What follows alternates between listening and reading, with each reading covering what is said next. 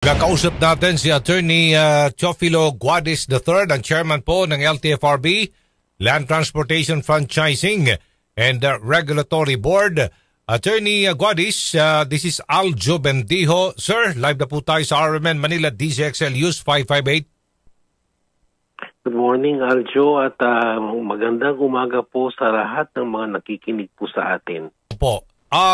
Pakipaliwanag po kung bakit po in-extend na naman ang aplikasyon para po sa franchise consolidation, attorney?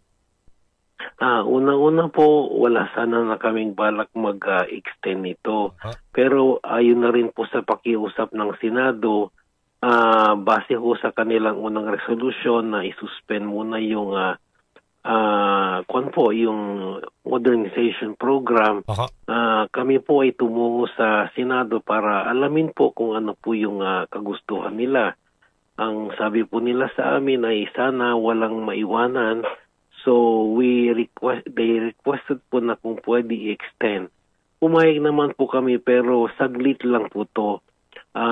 Only from October 15 hanggang sa November 29 lang po. Yan po ang dahilan kung bakit kami po ay nag-extend.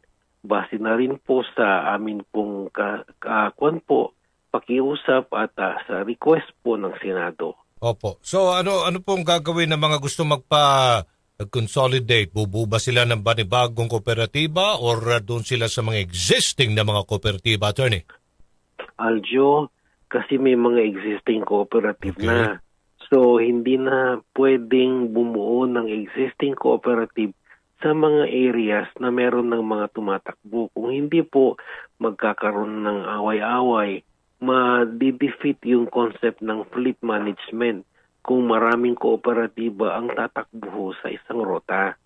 So, they are only allowed, Aljo, to join existing cooperative.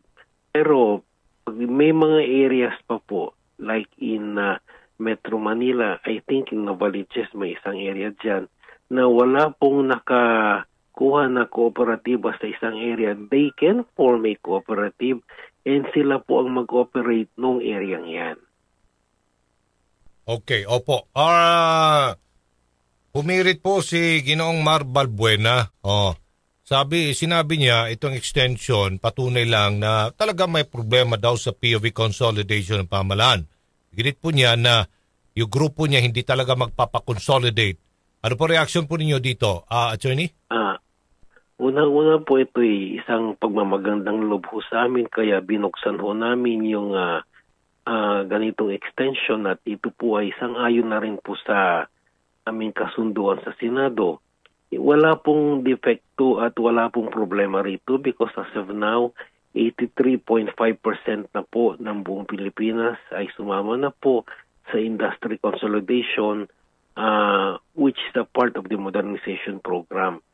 Kung meron sanang naging problema ho, marami sanang umaklas pero sa ngayon po wala kaming nakikita umaklas. And then may mga existing pending applications sa Region 4 na about 500 applicants. Most of these galing po sa Piston at saka galing sa Manibela. Ilan po inaasahan dagdag po sa consolidation? We expect something between 5 to 8% po ang dadagdag. So of the 83%, that would be translate to about 8,000 pa po na daragdag. Sa buong Pilipinas po yan, sir. Opo. Yung proseso po ng consolidation na chairman, hanggang kailan po ito posible pa bang ma-extend ulit?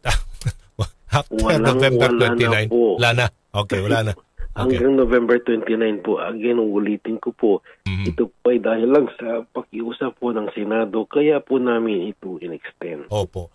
Yung magpa-consolidate itong round ng application, automatically silang magkukwalify ba sa ano pong mga subsidiya ng galing sa gobyerno? May mga existing subsidiya kami ngayon, Aljo. Okay. Na pinamimigay. Number one is the fuel subsidy. Pag traditional jeep pa ang gamit mo o yung nakikita natin sa daan, that's about 9,000. Pag modernized jeepney ka na, that's about 10,000 Okay. ang subsidy na binibigay. So every time na tumataas po yung langis ng $80 per barrel po yan, may nagtitrigger po yan sa batas na magbibigay po kami ng subsidiya sa jeepney, sa TNBS, sa bus, Aha. sa mga tricycles po. Sa mga jeepneys po, magbibigay lang kami, Aljo, pag ito po ay miyembro ng isang kooperatiba at ito po ay sumama sa programa ng gobyerno. Hindi lang yan, Aljo. Opo. Go ahead po. Meron pa po kaming isa, yung tinatawag nilang, kung naalala mo nung araw, yung libreng sakay, or ang tawag namin dyan is service contracting, wherein yung isang sasakyan po ay babayaran po ng gobyerno regardless kung ilan ang dalang pasahero. Ang binibilang dyan is yung ikot po niya sa kanyang rota. Depende po yan kung mahaba o maiksi yung rota. Pero kung the service contracting would be about 10,000 up ho ang binibigay per modern jeep. Ito po makukuha lang pag miyembro ka po ng kooperatiba or sumama ka sa programa ng gobyerno. Ito po yung mga nawawala na hindi nakukuha ng manibela at saka ng piston. And most especially, Aljo, hindi na sila makabiyahe dahil pag hindi ka sumama sa programa, tanggal ang prangkisa mo. So, opo. After November 29 deadline, ano po mangyari sa kanila? Yung hindi ayaw po magpa-consolidate. Katulad po ng ginagawa namin bago kami nag-reopen ng extension, hindi na po sila pwedeng magbiyahe. As in fact, right now, hindi na po sila pwedeng magbiyahe. Kaya ito po yung mga hinuhuli na namin sa daan at ini-impound na namin dahil sila ay considered na kolorum at hindi na pwede pong bumiyahe. Opo. Ang report na huling natanggap natin ng DOTR, meron na daw 81.11%, 155,513 out of 1,730 PUVs sa buong bansa ang nakapag-consolidate. Update lang po, Chairman, kung may listahan po kayo dyan, yung consolidation rate natin, kumusta na? Pwede ko pong ipadala sa inyo ngayon sa inyo, pero it's not 81, it's 83.5% po. Okay. I can send them to you after the interview po sa Viber po ninyo, sir. Pati yung breakdown per region, kung ilan po yung sumama na sa programa ng gobyerno. Okay.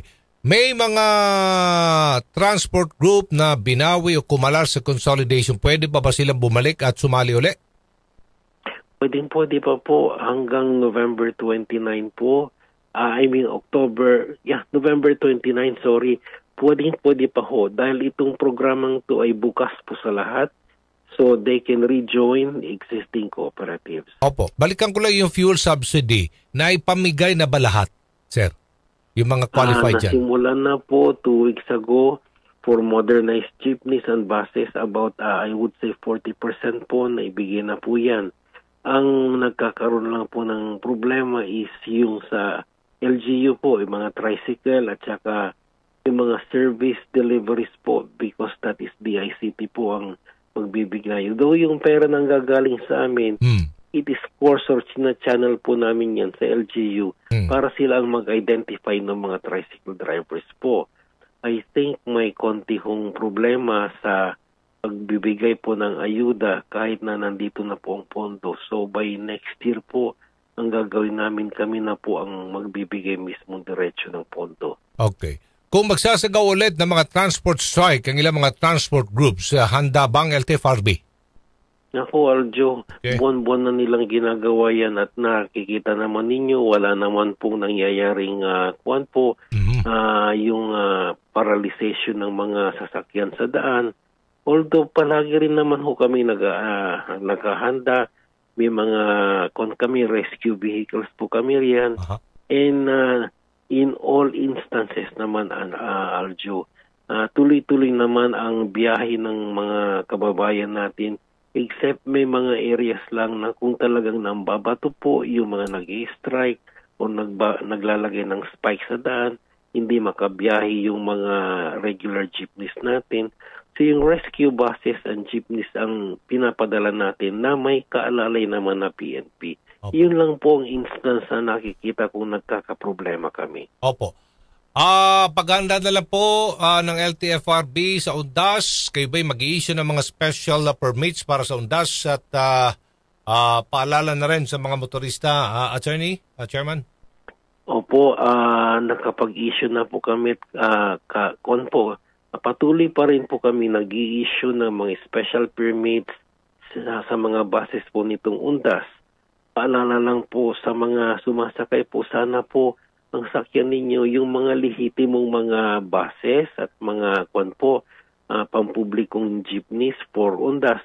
Specifically po buses kasi long distance trip. Napapansin po kasi namin pag nag-ooperate kami ng UNDAS sa tabi ng mga terminal, may mga maliliit na mga van na kumukuha ng mga pasahero. Hindi po legal yun. Pag may nangyari sa inyo sa daan, wala hong insurance na magbabayad po dun sa mga pasahero. Kaya paalala po, tangkilikin lang po natin yung mga lehitimo na mga operators na tumatakbo sa daan nitong UNDAS. Alright, maraming salamat, Chairman Attorney Teofilo Guadis III ng LTFRB, Land Transportation Franchising and Regulatory Board. Good morning po. Good morning po at mabuhay po kayo, sir. Good morning, thank you!